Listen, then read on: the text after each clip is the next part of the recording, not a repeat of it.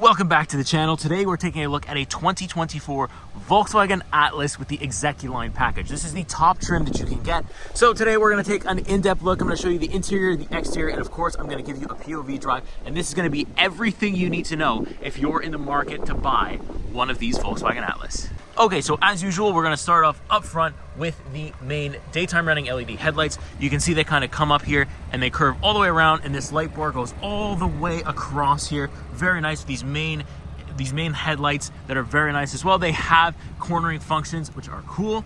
We have this flagship Volkswagen logo that we all know and love that is lit up, as well as a front-facing camera. Some fake vents here on the bottom, but that's to be expected. Some parking sensors as well. Really, really nice big front end. And since we have this highlighted or outlined R badge, this is the R-Line package as well. So that is also great to note. So let's quickly take a look at what we've got under the hood for this Volkswagen Atlas. We have the 4-cylinder 2 TSI that's going to give us 269 horsepower, 273 pound-feet of torque. So not the fastest thing in the world, but I think you'll see that it is just enough for what it needs to be.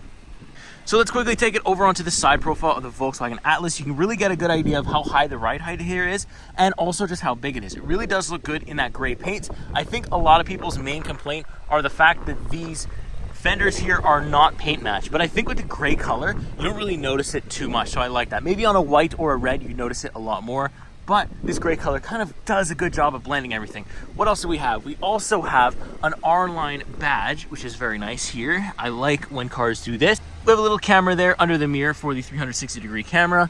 Huge back door, huge entry points, really nice. You can see how the taillight bleeds over just a little bit. Really nice rims. They're only 21 inches. They're very nice. I do really like the styling. It's simple. It's not in your face, but it's very, very simple, and I am a fan of it. All right, so now we're going to do the back of the Volkswagen Atlas. You can see we have a big Atlas badge right here.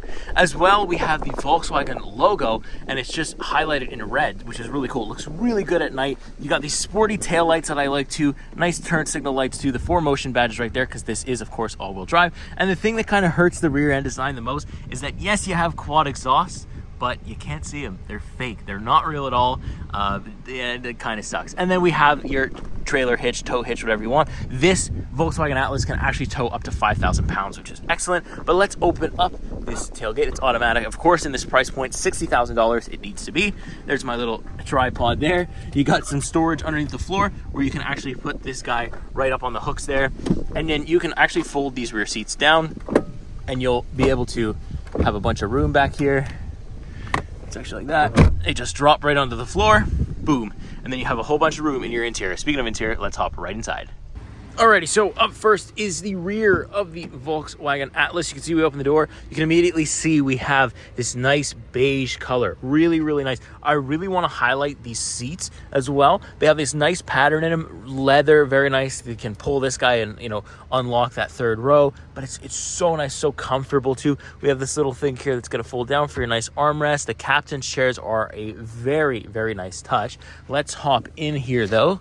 Take a look on the interior. So I noticed right away when I started driving this car that the driver's seat was really elevated, even just getting in. And that reason being, I think, is because, you know, you have a lot of room now to put your feet underneath the front seat if you need to. But honestly, I've got more than enough room just like this, which is really cool. Then what else do we have in here? We have some nice vents back here, HVAC controls. We also have heated steering for both the captain's chair side. We have our normal 150 volt outlet, as well as 2 USB-C ports, which is very cool. Great view of the moonroof or the sunroof, whichever one you want to call it, but I think this is the moonroof. Very nice view out there, and it's also tinted so the sun can't come in.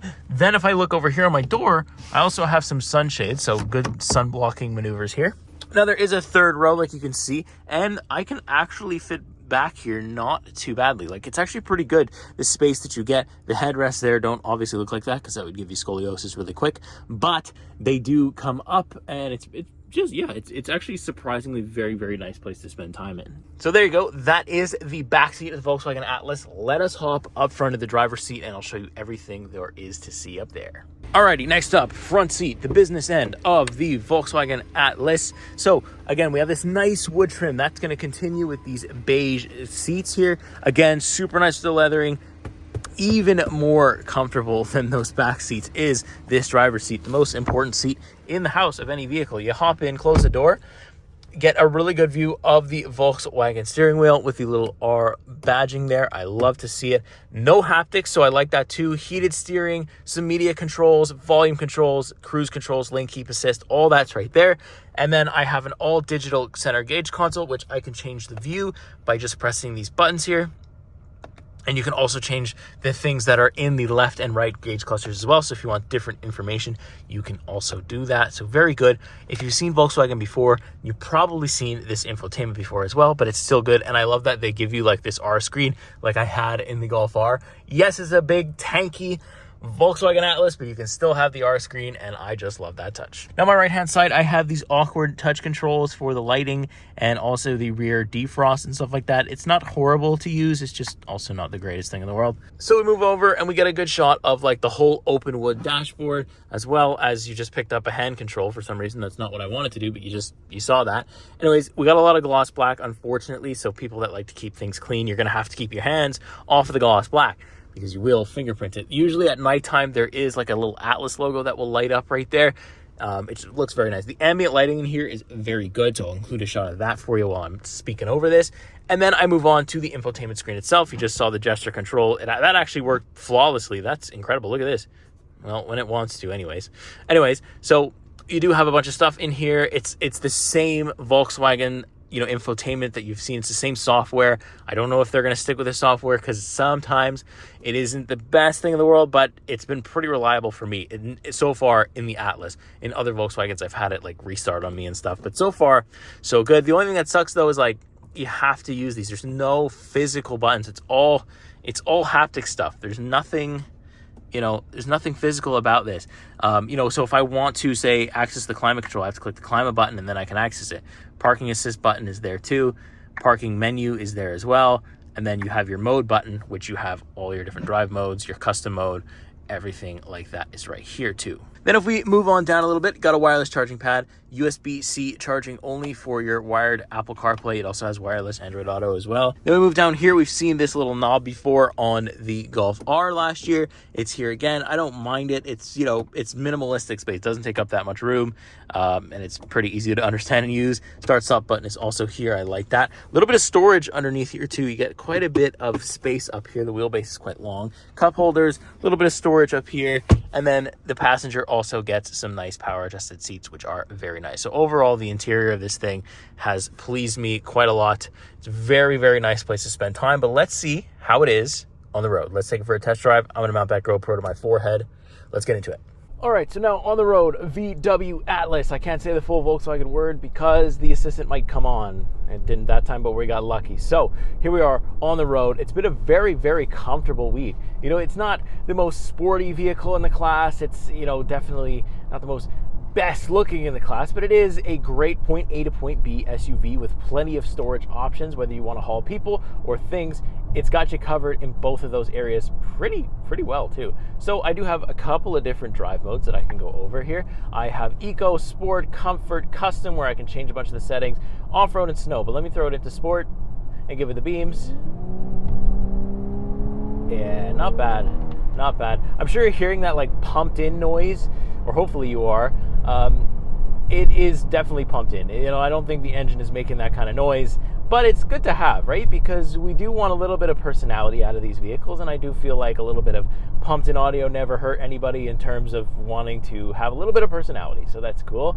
Seats are really comfortable. I could spend, an entire road trip in here, no problem. I do think this is the car that you would want with you underneath you if you are planning on going on a long road trip, so that's excellent. I like the interior design too, very nice. The body roll is surprisingly tucked in. I don't know, I was really assuming there would be a lot more than there is. There's not that much. So on the sporty side, there's not a lot to be said for it, but the things that are able to be said are actually good things, so that's not too bad. As you can see right here as well, my fuel economy is around the 14.3 kilometer range. So whoops.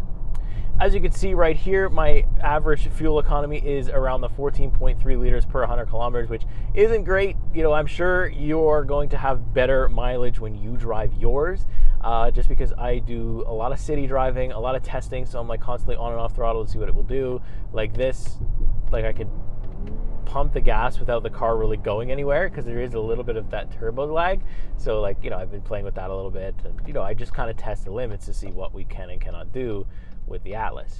Yeah, I really do think that in the market, or what people that are in the market for buying these cars are, like when I stepped into this car, I immediately said to my wife, I said, I feel like a parent. I'm not a parent yet, but I will soon be one, with more than one kid. Like that's the sentiment that I got just for my first impressions. And that's not necessarily a bad thing, because you do need cars like this to exist, right?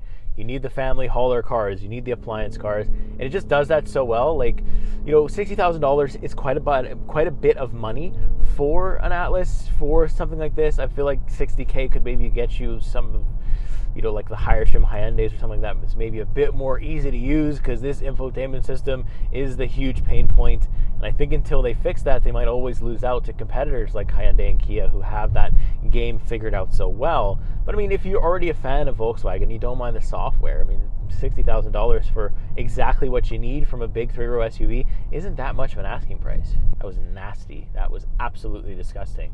I don't even think I could show that on YouTube. There was a crow picking at something dead on the road. Oh my goodness.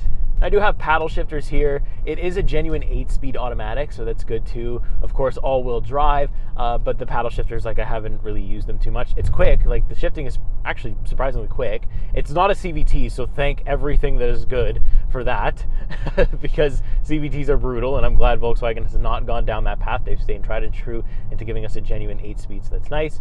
But these paddle shifters, if the general person that's going to be buying this car doesn't know they exist, it wouldn't matter, because you don't need them, right? So it's not really a huge point for the Atlas, but they are there. It does add the sporty features, does add the R-Line features if you want. And like you can see in my gauge cluster here, I have the R-Line screen up, which is awesome to drive around in, and, you know, occasionally step on the gas and let it go. And I'm kind of on some twisty roads here, and it's bumpy and up and down and everything, but I'm not really moving too much in my head, and hopefully you can tell that my head is not even shaking around too much. So the stability control and the ride quality is really, really good. Something really, really nice to have. So yes, final thoughts are this for the Volkswagen Atlas. It is a very great appliance, very good point A to point B, that gives you a lot of options if you need to store stuff in here, haul stuff around, or bring people around. And that's good. You know, if you got a lot of sporting events and you're a family guy, family woman, whatever you are, and you have a lot of kids, you got to bring the hockey equipment here in Canada around, you need a 4-wheel drive to get to the rink every day,